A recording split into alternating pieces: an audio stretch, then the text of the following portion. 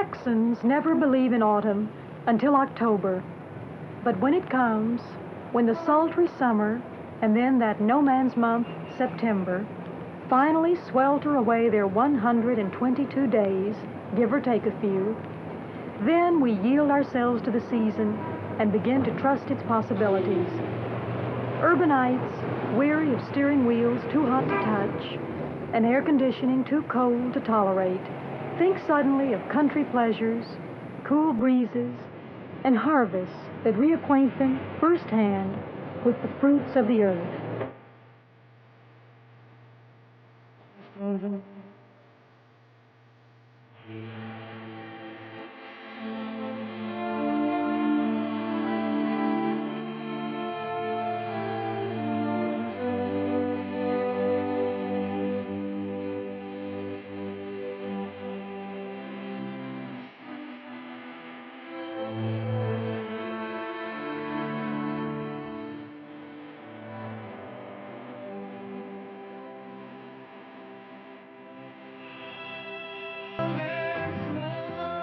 Fall on the farm means hard work, just like summer, winter, and spring do. But it is the season of special rewards for all the plowing, planting, and fertilizing that have gone before. For country kids, October means Halloween, just as it does in the city. For a 2-month-old colt, it means her first taste of brisk autumn mornings. For a strapling young stallion, well, what better season for a stallion? For old, ghostly ruins along the Chisholm Trail, October means memories of other autumns, when this natural crossing of the Brazos River was thick with cattle on the long drive north to railheads in Dodge City, Kansas.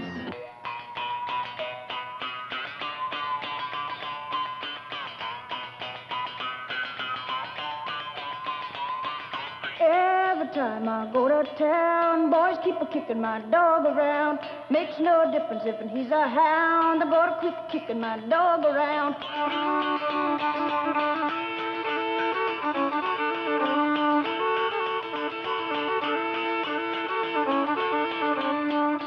In the age of alienation and frenetic mobility, few people in the city or the country pay much attention to Thomas Wolfe anymore. It's no longer fashionable to talk of going home again. The age of image has little interest in the tracing back of tangled roots to their rural origins. But Thomas Wolfe understood those things, and he understood October. October, he wrote, October has come again, has come again. Frost pierces the middle music of the seasons, and all things living on the earth turn home again. October is the richest of the seasons. The fields are cut, the granaries are full, the bins are loaded to the brim with fatness. The bee bores to the belly of the yellowed grape, the fly gets old and fat and blue. He buzzes loud, crawls slow, creeps heavily to death on sill and ceiling. The sun goes down in blood and pollen across the bronzed and mown fields of old October. Summer is over, but the sun is warm again, and there are days throughout the land of gold and russet. But summer is dead and gone. The earth is waiting. Suspense and ecstasy are gnawing at the hearts of men. The brooding prescience of frost is there.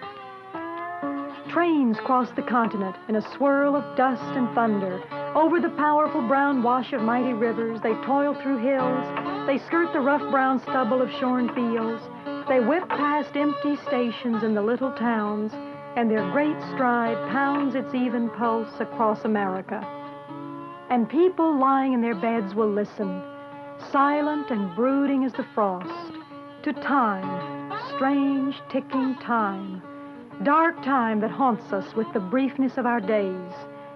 They will think of men long dead, of men now buried in the earth, of frost and silence long ago, of a forgotten face and a moment of lost time, and they will think of things they have no words to utter. For October has come again, bringing with it huge prophecies of death and life, and the great cargo of the men who will return.